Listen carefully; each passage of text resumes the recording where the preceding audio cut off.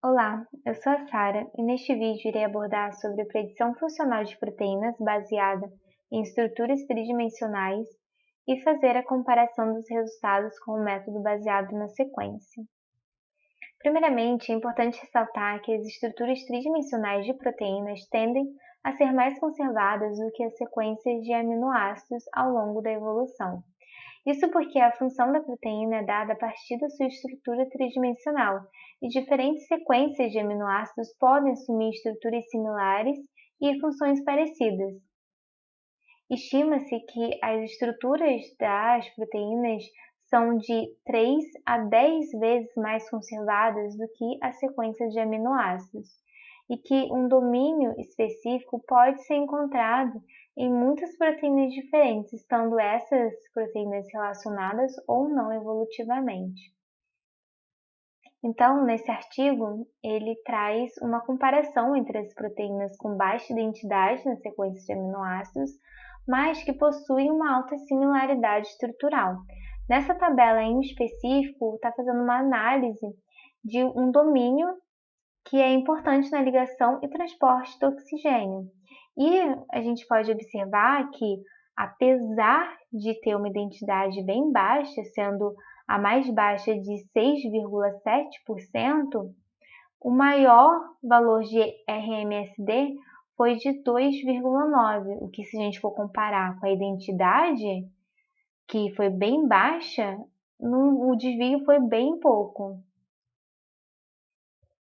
O principal banco de dados de estruturas terciárias de proteína é o PDB. Neste gráfico mostra o número de estruturas que são depositadas anualmente por metodologia.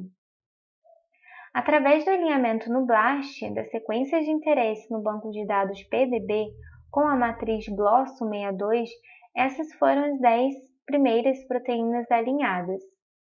Para realizar a predição funcional com o método baseado na estrutura, a primeira etapa é a construção do modelo. Para isso foi utilizado o Swiss Model pelo método automatizado.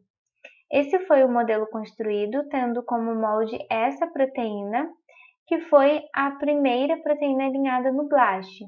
A questão é que, apesar de possuir uma melhor cobertura entre as demais proteínas, essa é uma subunidade diferente da que foi relacionada com a minha sequência através da predição funcional baseada em sequência, que tinha sido a subunidade beta 2 e não 3, como foi nesse caso. Então foi necessário selecionar um molde que condizia com a subunidade beta 2. Escolhi a segunda proteína alinhada no BLAST, pesquisei o código dela no PDB e baixei o arquivo em formato FASTA. Depois realizei um alinhamento no custal para colocar como entrada no Swiss Model. Mas apesar de ter utilizado outra metodologia, o modelo gerado também utilizou como molde a subunidade beta 3. Então realizei uma busca no Swiss Model de todas as proteínas que correspondem à minha sequência, identifiquei o molde que eu gostaria, que no caso era a subunidade beta 2, e selecionei ele para que o Swiss Model pudesse utilizar como molde. Esse foi o modelo gerado, e para as análises seguintes foram utilizados os dois modelos gerados, o que teve como molde a subunidade beta 3 e o que usou como molde a subunidade beta 2.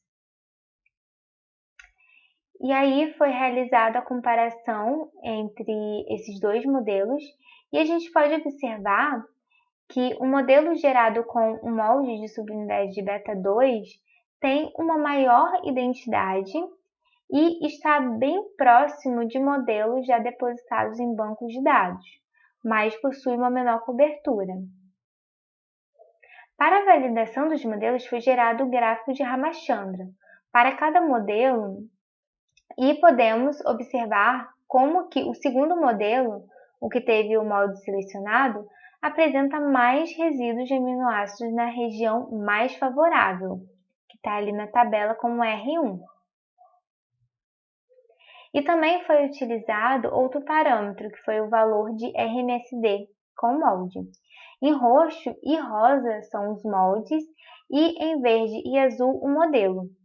Vemos que o modelo gerado com o molde de subunidade beta 2 possui um menor desvio. Depois da etapa de validação, foi feita uma busca de informações sobre a proteína de interesse a partir de dados estruturais. Foi utilizado o FastScope e esses foram os resultados. Com o modelo baseado na subunidade beta 3, foi relacionado um domínio, enquanto no molde baseado na subunidade beta 2, foram associados 2 domínios. Então, esse foi o domínio relacionado nos 2 modelos, que, segundo esse artigo, esse domínio está relacionado com a família dos canais de íons bloqueados por neurotransmissores. E isso é coerente com os resultados do BLAST, que associou a sequência de interesse com família de canais de íons que atuam como receptores para diferentes neurotransmissores. No PIFAM, também os 2 domínios relacionados, eles possuem essa atuação, assim como os 2 domínios associados pelo Interpro. Agora, quando foi realizada a busca no SCOPE sobre o segundo domínio relacionado ao modelo gerado a partir da subunidade beta 2, não foi possível identificar a nível de superfamília, como o anterior. Possivelmente, isso é devido à baixa taxa de mutação encontrada. Se com a sequência de aminoácidos já foi identificado isso, então certamente a estrutura tridimensional é muito conservada. Concluindo, a predição funcional baseada tanto na sequência quanto na estrutura tridimensional parece, muito provável que seja uma sequência pertencente a essa proteína aqui. Entretanto, devido à alta taxa de conservação dessa sequência, uma dúvida ainda fica. Essa proteína pertence a qual organismo? E é isso, muito obrigada!